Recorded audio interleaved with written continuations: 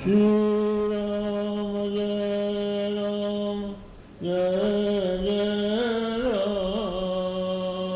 श्री राम जय राम जय जय राम। श्री राम जय राम जय जय राम।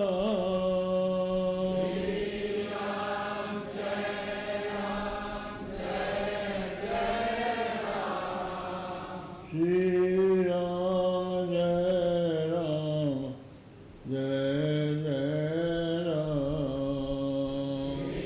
श्री राम जय राम जय जय राम। श्री राम जय राम जय जय राम। श्री राम जय राम जय जय राम। धर्म की अधर्म का प्राणियों में विश्व का गो माता की गो हत्या। हर हर महादेव। समुपस्थित सज्जनों देवियों, अपना मन वृंदावन की ओर ले चलें। आगे आगे बछड़े, पीछे पीछे ग्वाल बाल, छोटे छोटे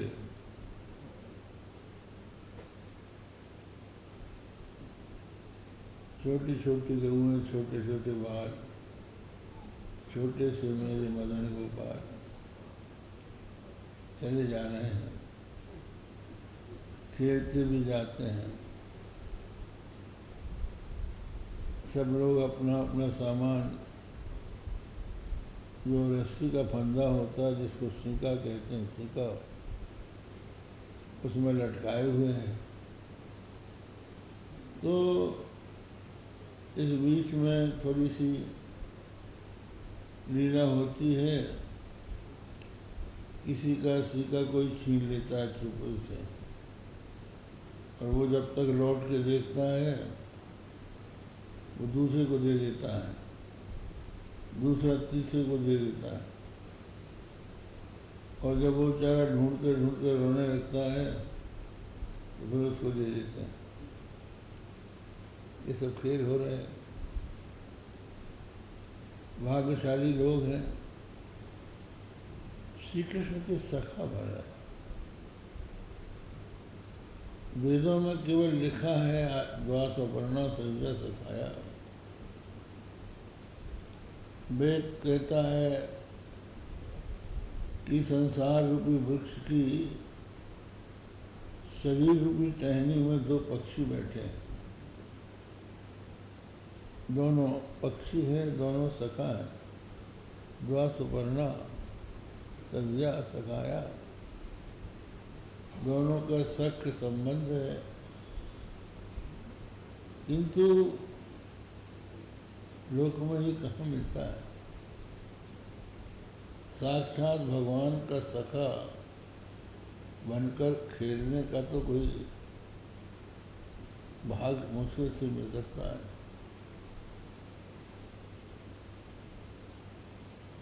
परम पूज्य स्वामी करपात्री जी बताते थे, एक बार वो वृंदावन में भगवान की रासलीला की कथा सुना रहे थे। एक रानी थी, वो रानी भगवान की उपासना सखा भाव से करती थी। वो मन में बैठकर भगवान का लीलानुसंधान करती थी। भगवान की लीला का अनुसंधान उपासना की ही एक रीति। भक्त लोग बैठे बैठे भगवान की लीलाओं का अनुसंधान करते हैं और अद्भुत कल्पना कर बैठते हैं। उनको लगता है कि जैसे साक्षात भगवान वही कर रहे हैं। ऐसी भक्तों की रीति है। एक लीलानुसंधानकर्ता ने देखा कि भगवान के नित्य कुंज में भगवान श्री कृष्ण सदा निवास करते हैं, तो राधा रानी नित्य कुंज के बगीचे में भ्रमण कर रही हैं। भ्रमण करते करते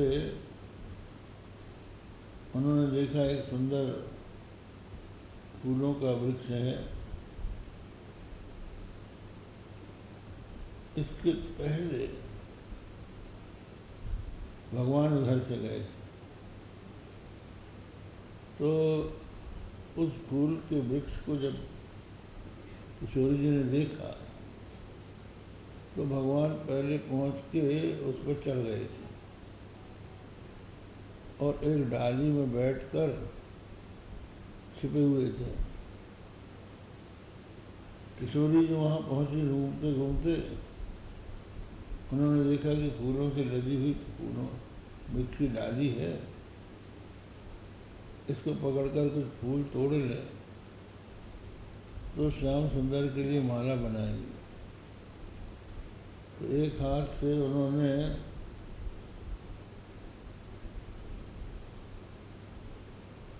फूल की डाली पकड़ी बाएं हाथ से और दाहिने हाथ से फूल चुन चुन के झोली में डालने लगी और भगवान धीरे से उस डाली को छोड़ के दूसरी डाली में चले गए।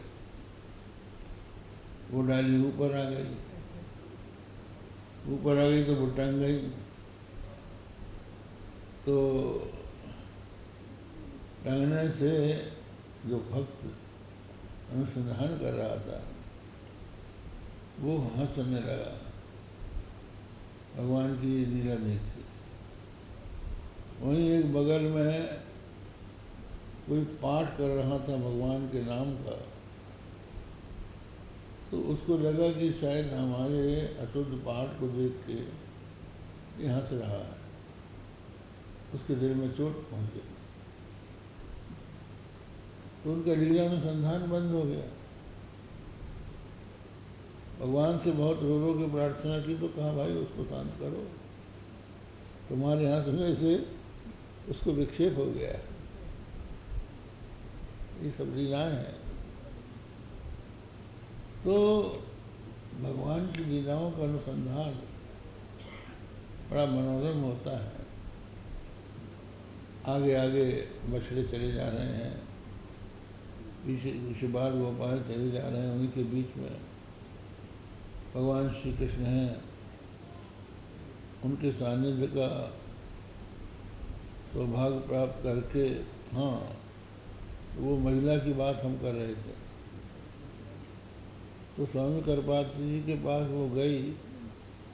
वो भगवान श्री कृष्ण की लीलाओं का अनुसंधान स्वयं उनका सखा बन के करती थी। सखी भाव नहीं था उसका, सखा भाव था। तो वो कहने लगी कि महाराज हम तो सदा भगवान के साथ रहते हैं, खेलते हैं, कूदते हैं, गौएं चराते हैं, ये खुराफात करने कब पहुंच जाते। हमारा साथ तो कभी छूटता ही नहीं है। ये होता है।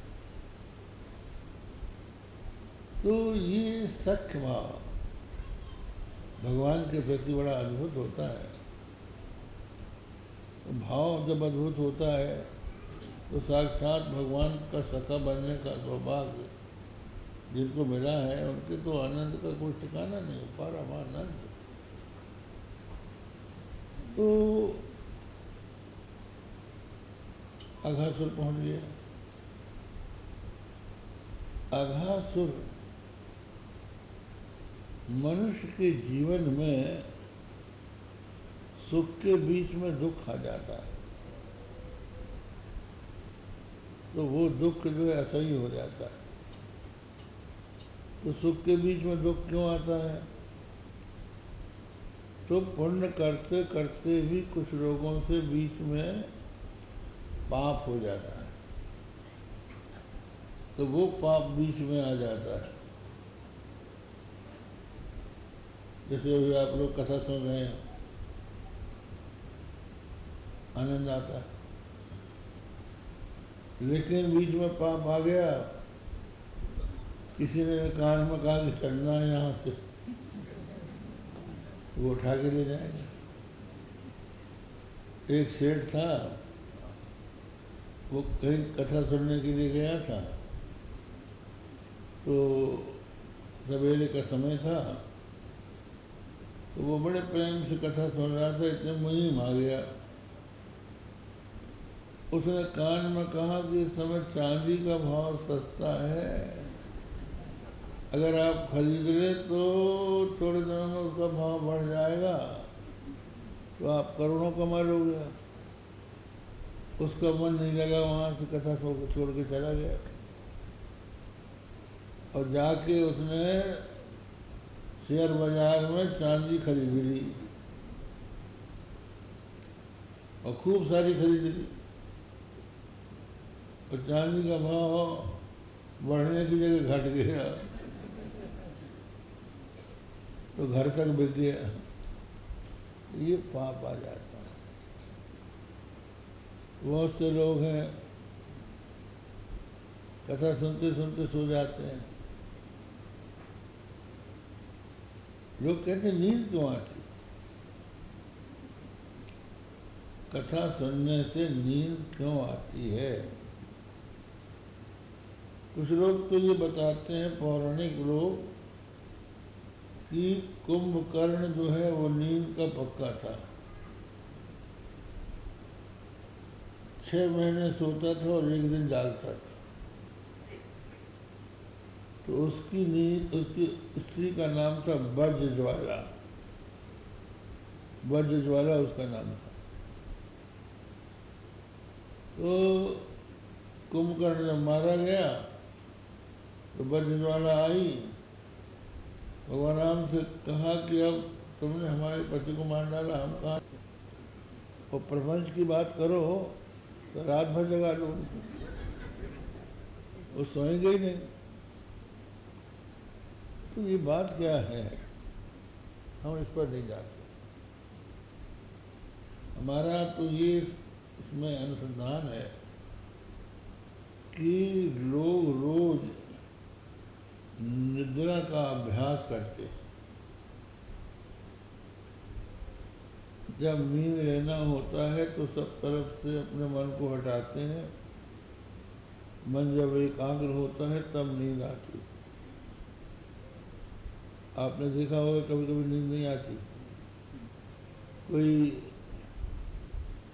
अपनी बात कोई सुन ले, निद्रा भंग हो जाती है, प्रजागर आ जाता है। तो उस हालत में मन तड़पता है, करवट लेता है और नींद को बुलाता है, लेकिन नहीं आती। पर बीच में अगर कोई अपना प्रिय प्रसंग, मधुर प्रसंग आ जाता है और उसका अनुसंधान हो जाता है तो नींद आ जाती है। तो जहाँ चित्त एकाग्र होता है वहीं पर निद्रा आती है। तो ध्यान का अभ्यास तो किया नहीं है, नींद का अभ्यास किया है, तो मन ने वो सड़क पकड़ लिया है।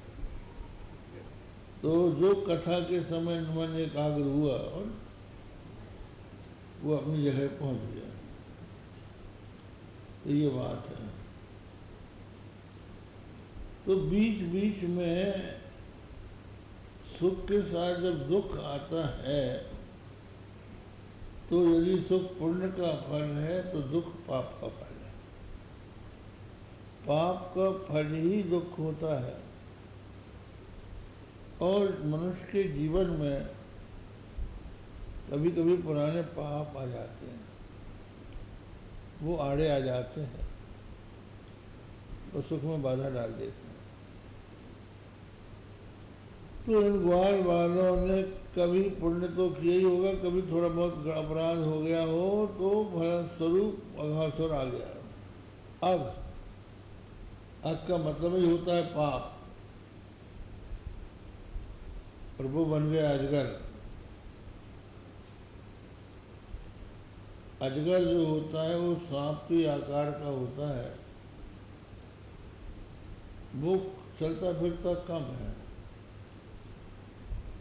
उसको आहार जो है खुद ही मिल जाता है। उसके मुंह में ऐसी आकर्षण शक्ति है कि वो जो भी सामने प्राणी आता है उसको खींच लेता है, और खींच के अपने भीतर ले जाके जो उसने अपना पेट उमेठा, बस ऐसा भयंकर है। तो ये अघासुर तेषां सुख क्रीडन वीक्षण क्षमा, उनका सुख क्रीडन को देखने में अक्षम हो गया, बेचैन हो गया कि ऐसे कैसे खेल रहे हैं लोग। और फिर भगवान श्री कृष्ण उनके साथ, तो भगवान के साथ तो विरोधी था ही वो। तो उसने सोचा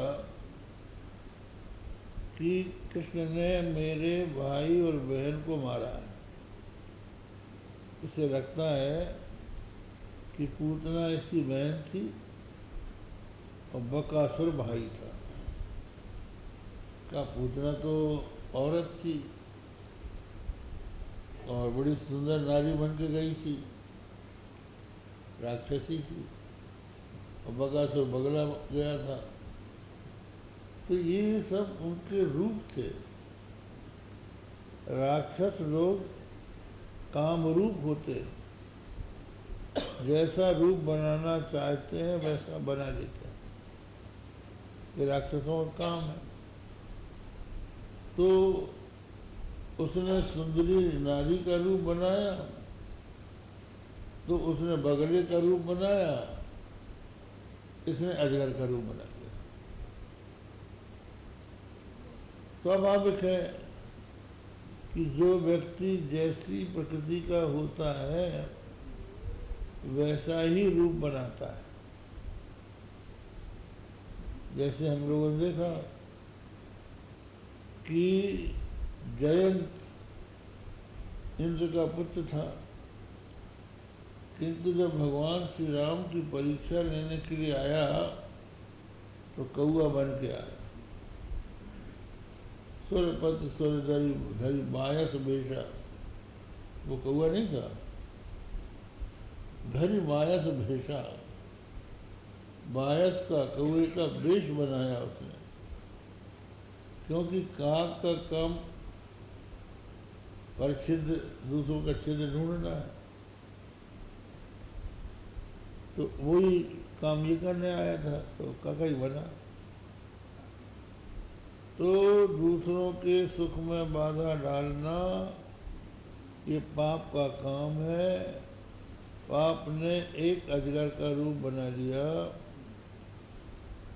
और इस बात का स्मरण करके उनके बछड़ों के और गौ बालकों के और भगवान श्री कृष्ण के मार्ग में मुंह खोल के खड़ा हो गया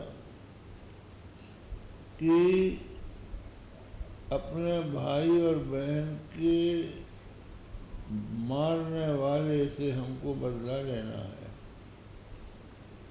बदला लेने की भावना, ये भी राक्षसी भावना है। तो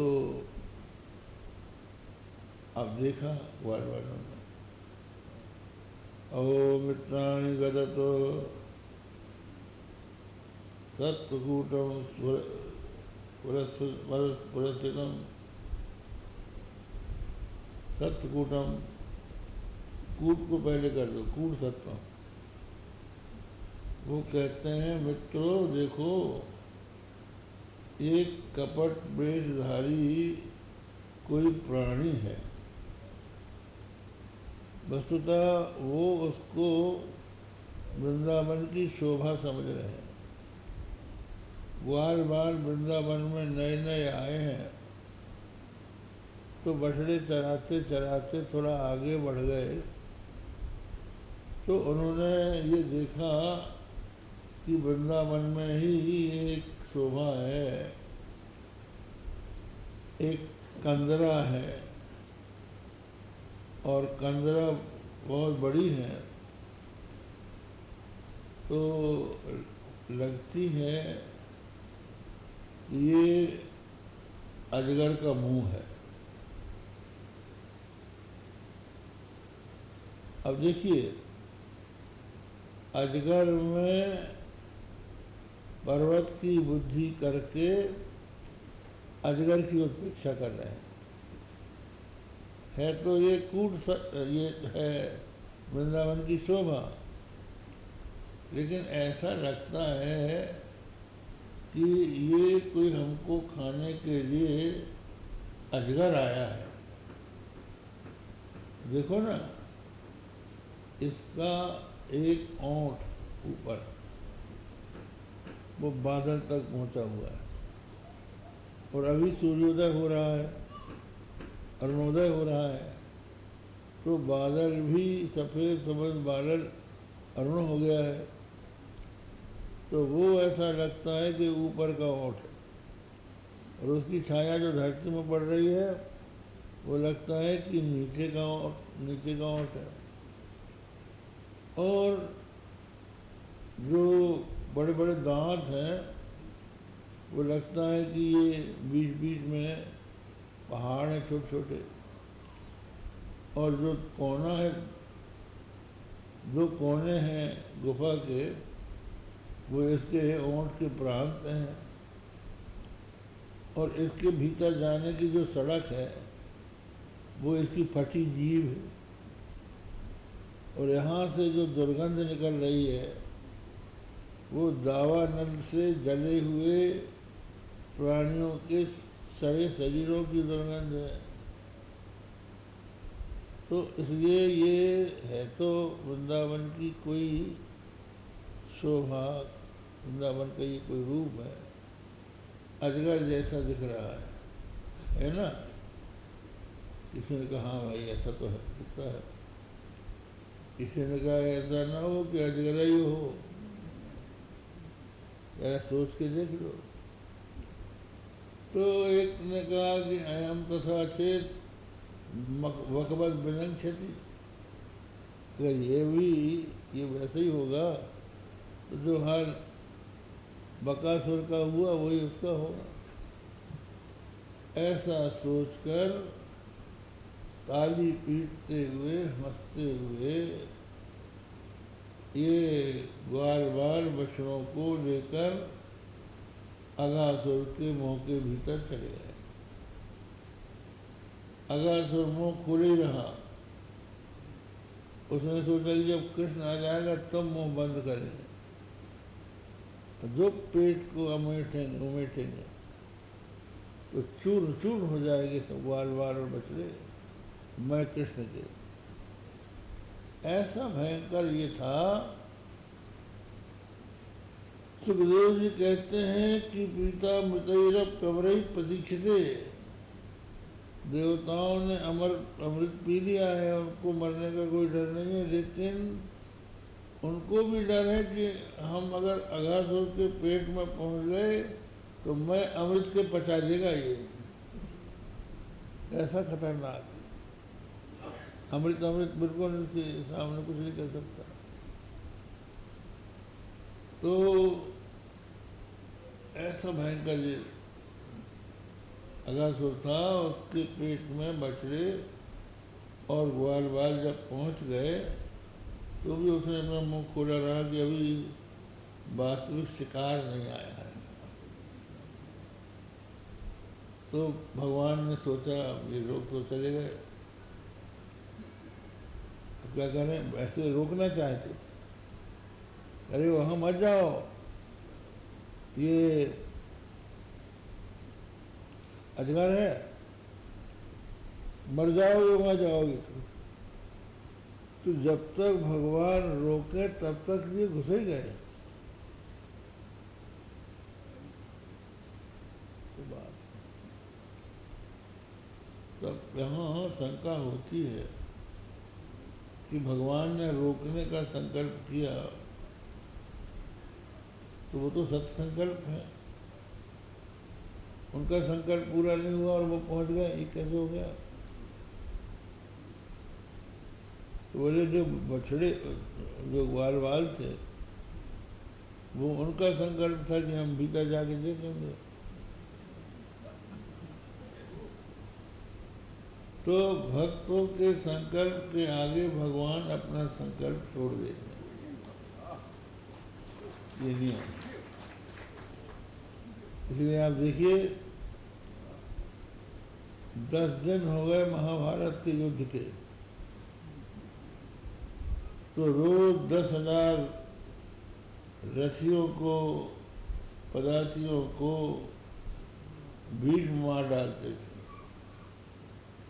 लेकिन पांडव जो के तो थे।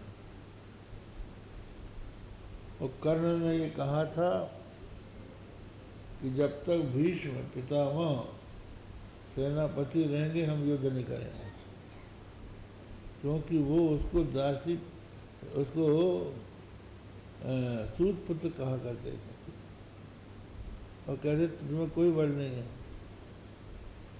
बराबर उसको उसका तेजोहत करते रहते थे, तेजोवध करते रहते थे।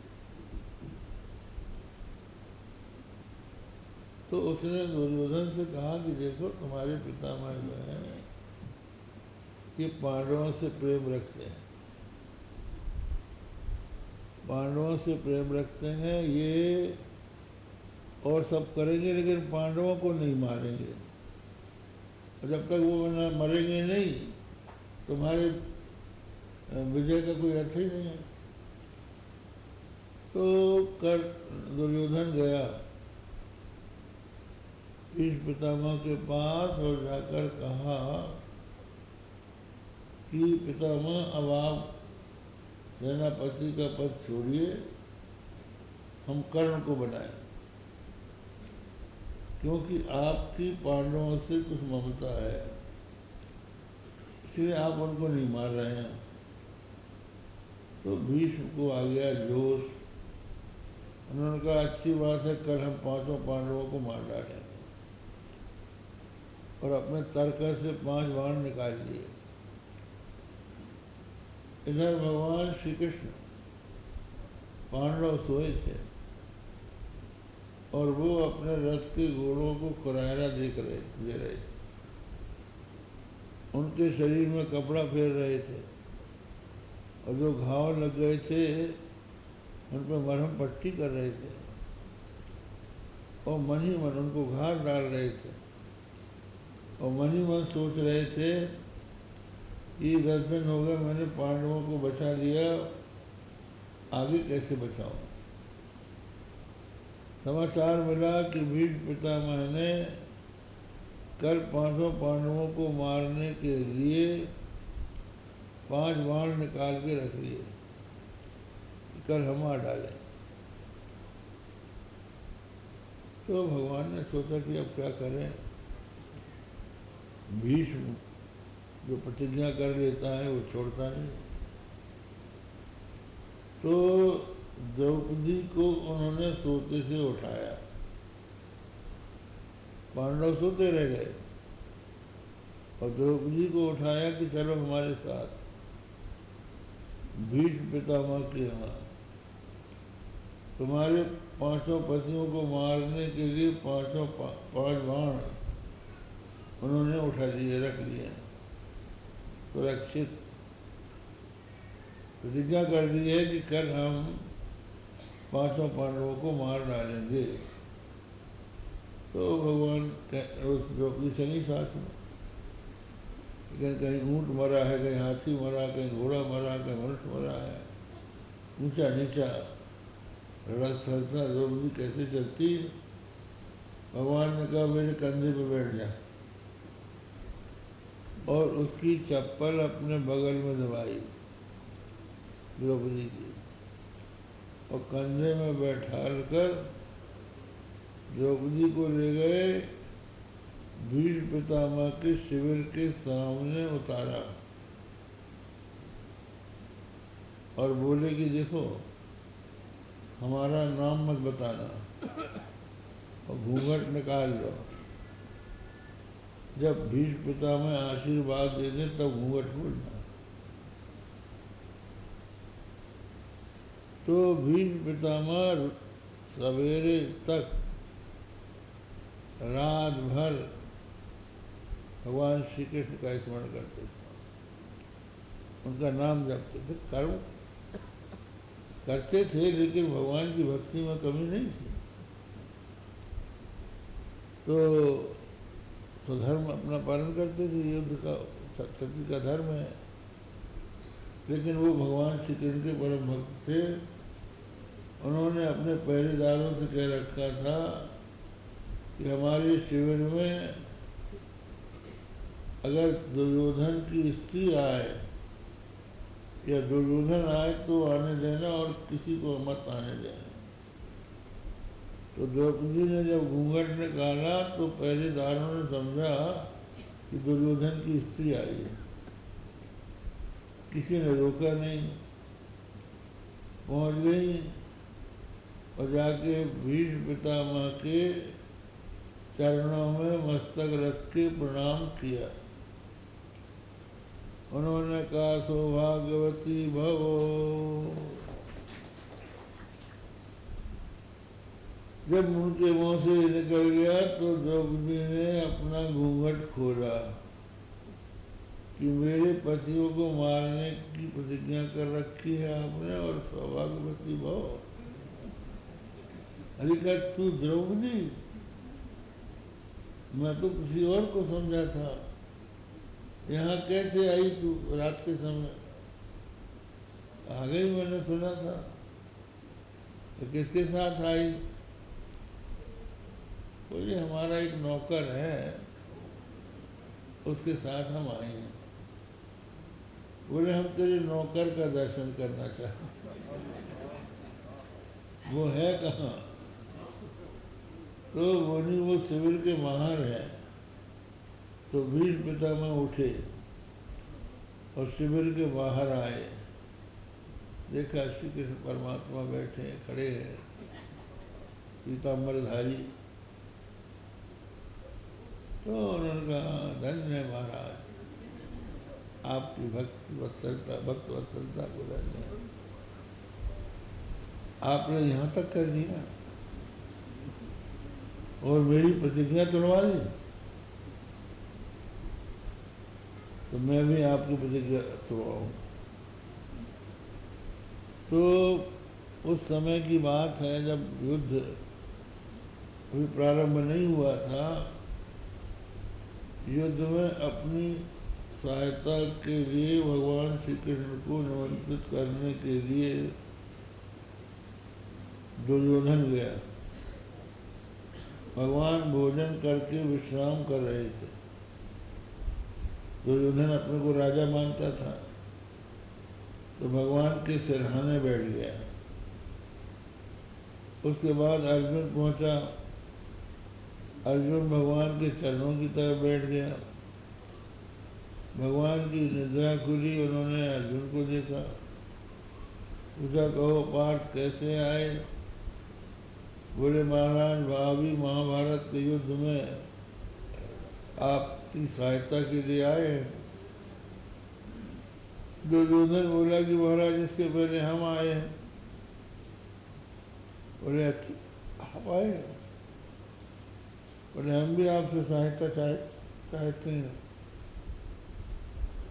तो भगवान ने कहा ठीक है, दोनों हमारे संबंधी हैं। दो हमारा विकल्प है, एक और 56 कोटि यादवों की सेना होगी और दूसरी ओर हम होंगे, लेकिन निशस्त्र रहेंगे, शस्त्र ग्रहण न करेंगे। तो हमने पहले अर्जुन को देखा है। अर्जुन दोनों में से एक बताए वो किसको चाहता है। अर्जुन ने कहा महाराज हम आपको चाहते। दुर्योधन ने कहा बहुत बढ़िया, हम 56 कोटि आदमियों की सेना चाहते हैं। दुर्योधन चला गया संतुष्ट होकर। भगवान ने पूछा अर्जुन से कि अर्जुन ये क्या किया तूने, तुझको ऐसा नहीं करना चाहिए था, हम शस्त्र ग्रहण करेंगे नहीं, तुम्हारी क्या सहायता करेंगे, और 56 कोटि वालों की सेना उसकी तरफ से लड़ेगी। अर्जुन ने कहा महाराज हम आपको अपने रथ का सारथी बनाएंगे। तो उससे भी क्या होगा, बोले हम आपको जानते हैं आप भगवान हैं, जिसमें सदा भग रहे हैं उसको भगवान कहते हैं। ऐश्वर्य से समग्र से धर्म से यशस्वी ज्ञान वैराग्यो चैव षण्णाम भवेतीर्णा। कहते हैं समग्र ऐश्वर्य, समग्र धर्म, समग्र यश, समग्र श्री, समग्र ज्ञान और समग्र वैराग्य, इनको भक्त कहते हैं। और भक्त के आगे है मतु प्रत्यय। तो मतु प्रत्यय जो लगता है वो क्या है,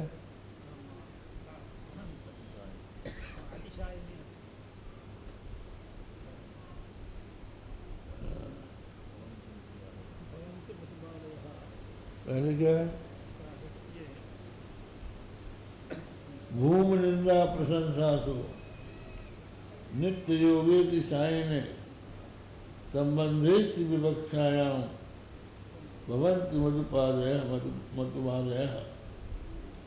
भूम माने अधिकता, निंदा, प्रशंसा, नित्य योग, अतिशायन, इन अर्थों में मतु प्रत्यय होता है। तो भक्त के आगे जो मतु प्रत्यय है वो नित्य योग में है। ये भक्त जिनमें सदा रहे वो भगवान, तो आप में सदा यश रहेगा। तो जिसके रथ का सारथी आप हो भगवान, उसका रथ ही हार जाएगा, ये हो नहीं सकता। इसलिए हम आपको अपने रथ का सारथी बनाएंगे। तो भगवान ने ये प्रतिज्ञा कर रखी थी कि हम युद्ध में शस्त्र ग्रहण न करेंगे, और भीष्म की प्रतिज्ञा तोड़वा दी। तो दूसरे दिन भीष्म ने कहा आज जो न हरिशों शस्त्र ग्रहियों तो राजों गंगा जननी को संतन सुत न कहियों। आज यदि मैंने हरि से शस्त्र ग्रहण करके प्रतिज्ञा उनकी न तोड़वा दी तो गंगा जननी को ले जाऊं और संतनु का पुत्र कहलाना छोड़ दूं। उस दिन भीष्म ने बड़ा पराक्रम किया। भगवान श्री कृष्ण को भी इतने बाण मारे, कवच कट के खून गिरने लगा। भगवान के माथे पर पसीने की बूंद आ गए। अर्जुन को भी कई बाण मारे, घोड़ों को अस्त व्यस्त कर दिया, रथ तो तोड़ दिया, और बाण मारते ही चला जा रहा है। तो भगवान ने देखा कि ये तो बुढ़ा हमारे भक्त को मारे डाले। तो धीरज टूट गया और रथ का चक्का उठा के भीष्म की ओर दौड़े। इसलिए भगवान का नाम हुआ तथांगपाणि। तथांगपाणि भगवान हो गए। रथ का अंग जो है चक्र, चक्का, उसी को लेके भगवान का वाह पट पीत की फहरान। कहते हैं भगवान जिस समय भीष्म कहते हैं कि स्वनिगमम अपहाय मत प्रतिज्ञां मृत कर्तुम अवप्लुतो रसस्तः हृदयचरणों व्याचरद्गुर हरिर्वहंत मुहम गतोत्तरीयः। अपने प्रतिज्ञा को छोड़ के मेरी प्रतिज्ञा को पूरी करने के लिए रथ से कूद पड़े और हाथ में रथांग चक्र, हाथ में चक्का लेकर जैसे हाथी के ऊपर सिंह झपटे ऐसे मेरे ऊपर झपटने लगे। पृथ्वी कांपने लगी कि भगवान ने जब अपनी प्रतिज्ञा छोड़ दी तो न जाने क्या होगा। और चरदगु पृथ्वी जो है वो चलने लगी और भगवान का जो पीताम्बर है वो फहराने लगा। अब भगवान चले जा रहे, आइए भगवान आइए आइए, अब बाण मारता जाए। तो पीछे से अर्जुन ने आके भगवान की कमर पकड़ ली। महाराज अब आप मत कीजिए, अभी तक हम इनको पिता में समझ के मारते नहीं थे, अब हम ठीक से लड़ेंगे। ये भी कुछ ममता तो रखते ही थे उनसे। तो इस तरह से भगवान अपनी प्रतिज्ञा भली छोड़ दें, भक्त की प्रतिज्ञा रखते हैं। तो उनका जो निश्चय था ग्वाल वालों का, उस ग्वाल वालों के निश्चय के सामने अपना निश्चय उन्होंने छोड़ दिया, उनके जाओ भी। अब वो मुँह खाड़े खोले बैठा है, कृष्ण आ जाए, मैं इसके रक्त से अपने भाई और बहनों का पिंडदान करूंगा, तर्पण करूंगा। तो भगवान ने सोचा कि जहाँ मेरा भक्त जाएगा वहीं मैं भी जाऊंगा, और पाप के पेट में चला जाए तो मैं भी वहाँ चला जाऊंगा। तो ये भक्त लोग वहाँ पहुँच गए, तो भगवान भी वहाँ भीतर पहुँच गए। और जब भगवान भीतर पहुँचे तो हाहाकार मच गया। बादलों की ओट से जो देवता देख रहे थे कि क्या होता है, तो वो हाहाकार करने लगे कि अब तो भगवान श्री कृष्ण को ये खा गया दुष्ट। चक्रु। अब इसने अपना मुंह बंद किया, और मुंह बंद किया तो भगवान ने उसके गले में अपना शरीर रख के और शरीर को बढ़ाया।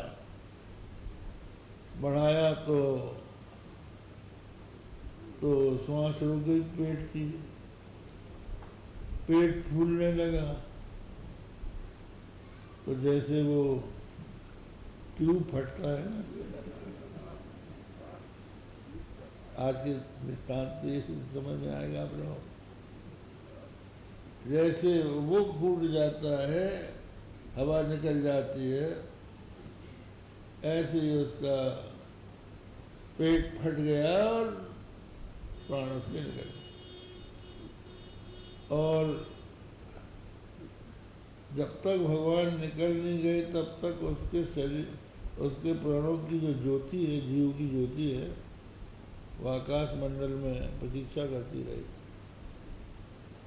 भगवान ने देखा ग्वाल बाल और बछड़े सब मर गए हैं, तो उन्होंने अपनी अमृतमयी दृष्टि से उनको जीवित किया, और जीवित करके बाहर निकले। और अघासुर की जो आत्मा थी वो भगवान के मुख में समा गई, वो भी मुक्त हो गया। चाहे कोई कितने ही पापी हो, भगवान जिसके हृदय में आ जाते हैं, भगवान का जो ध्यान करता है, वो भगवान को प्राप्त हो जाता है। इस तरह से अघासुर मारा गया।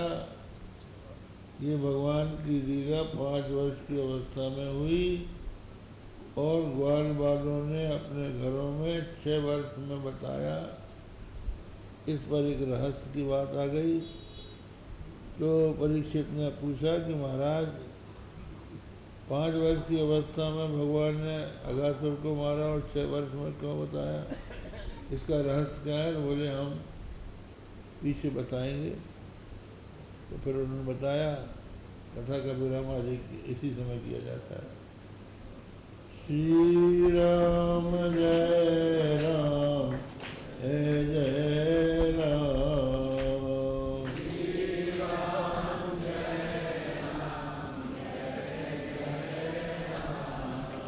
श्री राम जय राम जय जय राम।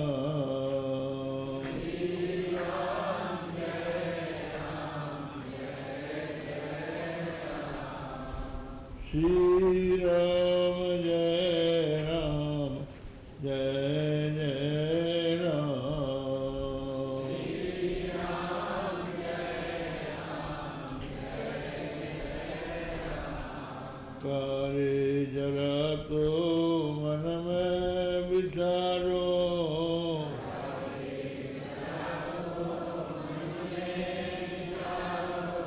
क्या साथ लाए अरुरे चलोगे,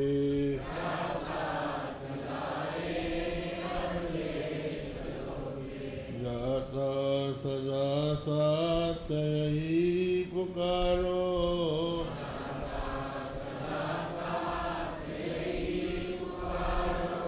गोविंद दामो धर्माधवेति।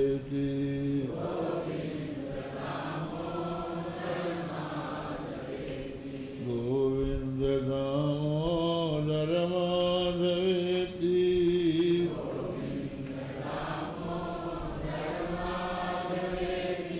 हे कृष्ण हे यादव हे सखेति।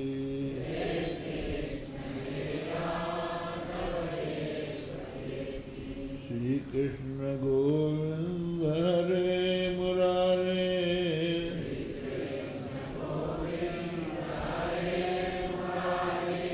हे नाथ नारायण वासुदेव।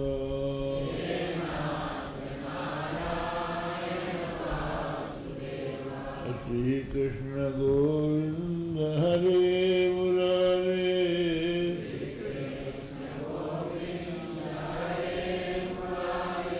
हे नाथ नारायण वासुदेव।